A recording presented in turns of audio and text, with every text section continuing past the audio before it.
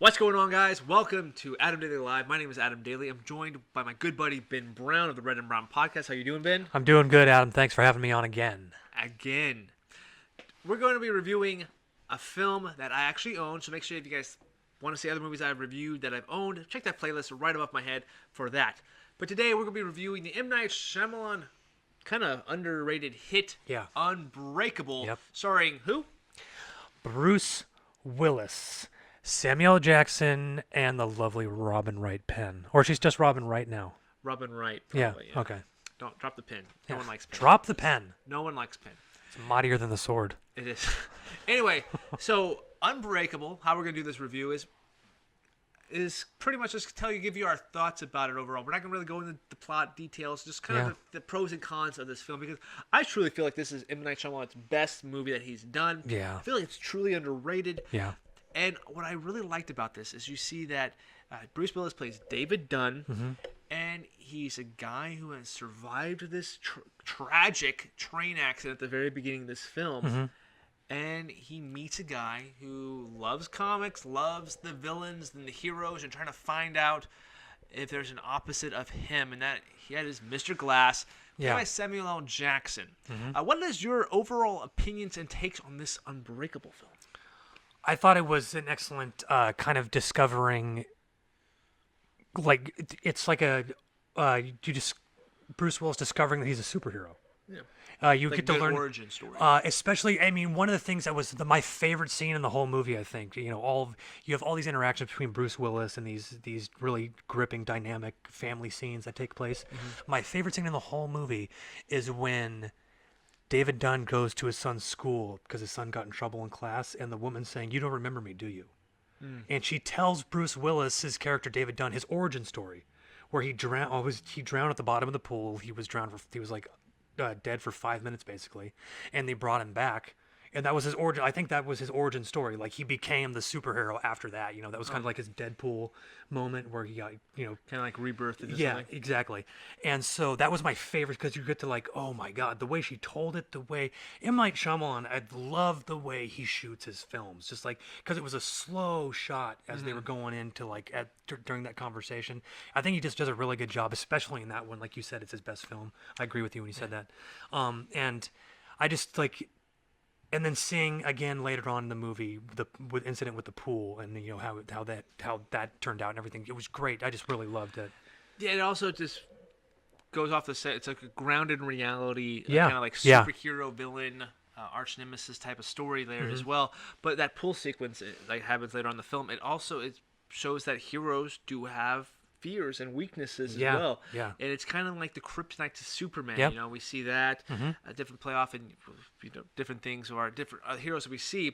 Yeah. But what I really liked, my favorite sequence in this movie is when Bruce Willis is doing his weights in his basement, right? Yes. And they're trying to test how far this, like, reality of him actually being this hero goes. And his son is slowly putting the weights on. Yeah. And then you see this epic shot, like slow shot, where he's like finally trying to get it up, and he gets this bar up. And he's like, "How much was that?" And the son's like, "All of it." Yeah. All of it. He's like, "Wow." So moments like that I thought were really good, because it also just not just plays into beautifully shot. It all goes into a good score, and I think a lot of the M. Night films do have good scores and great camera work. Even the films that aren't quote unquote they're bad movies, basically. Yeah. They do have good camera work. There's good things about them. They're just executed poorly. However, I think this is like at the peak of Shyamalan's powers right now. After this, he did like Lady in the Water, and he's trying to believe his own hype about being this great filmmaker. And Unbreakable tells this really kind of real cool story. Yeah. And what you mentioned about the score, particularly at the end, that last orchestral piece when he's in the pool, and he's, he comes out, and how he gets back into the house and all those things. It's just like that. It's very it goes along. It's the way it probably was composed separately from the film, but the way it's put in with the movie, takes you along exactly with what's going on in the film, and just like perfectly placed piece of music for that particular conclusion. Definitely. And what I also thought was pretty cool is how he was able to figure out who's a bad guy and trying to figure out that difference by just the touching them. Yeah. And, like, the sequence where he's just standing in that hallway and all the people are just like walking past him. Yeah, and he puts his hands out. Yeah. And he's just touching, and like he touches M. Night Shyamalan, and Shyamalan's this bad guy. Yeah. This was kind of cool, crazy. But let's not forget that even though David Dunn's a great character and we love Bruce Willis in this is probably Bruce Willis actually trying to give a great performance. Yeah. She does a good job in it. Very believable in it. The best part of this movie, by hands down, one of my favorite Samuel L. Jackson's characters is Mr. Glass. Yeah. Fascinating character. Very fascinating character. It's a broken down character, to say the least. He is fragile. He's broken the most bones in his body. He's just doing normal stuff, and he's always been that way. And the point where he feels like he should just kill himself because there's no one like him. Yeah. He feels like he's unrelatable. He can't do anything until he gets this crazy idea that he sets in motion, his master plan, and it's done really well. What do you thought about Mr. Glass? I thought he was an amazing villain. You can really see his obsession with the mythic, hero villain dynamic when that dude is in the store at the beginning. He's going to buy that picture for his son. Yeah. And he's totally breaking out the difference between the physical appearances and the villains and the heroes. And this guy's like, all right, my son's going to love this. And he's like, I'm sorry. And he's like, this, sir, is a work of art, not a child something, or, and he's like, it's not for sale. And it was like, just, you get to see, he's like, oh, this guy's like full, like he's not fucking around it on any level in this movie. And so you can tell even with something as seemingly, menial as that, he's still dead serious. And so you shouldn't be a guy that should be taken lightly. And David Dunn knew that, which is why he told his wife and his son to stay away from him and not speak to him.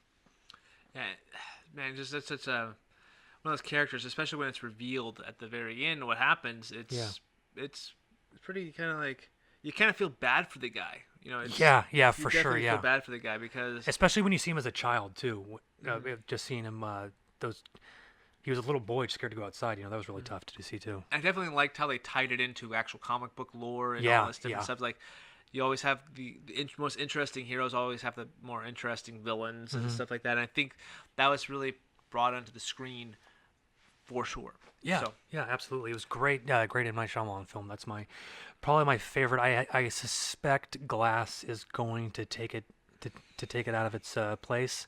But we shall see. Yeah, Unbreakable is really something that is, like I've spoken about before. It has that replay value. Definitely has a replay value. I like it. It also plays off as like a slow burn, but it has like this epic kind of like feel to it at the very end of it, without having any really big confrontations between anything. They had that one sequence at the house and everything, but there's no big epic confrontation between our two, our hero and our hero and our villain. Yeah, and that's one of the things that I think I feel like James McAvoy's Beast and Bruce Willis's David Dunn are going to be somehow played against each other through Mr. Glass's genius, because he is a genius. I mean, they've acknowledged that. Yeah. So it's really interesting to see how he's going to manipulate either one of them. I think. Yeah, it's going to be so. I don't know what to expect. I mean, I watched another one of the trailers for Glass, and it looks so good. I'm so stoked to go see it, man. So overall, I think, like I said, this is M. Night Shyamalan's his best film, I think, for me.